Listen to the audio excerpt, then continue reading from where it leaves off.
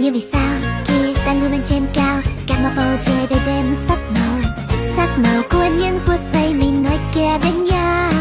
về bản thân lâu đi xem như anh em còn một chuyện cho cả đêm phía trước thềm chất chứa bao nhiêu kỷ niệm vui buồn nụ cười trên môi hy vọng bạt lên thuyền mãi hy vọng lại trong ta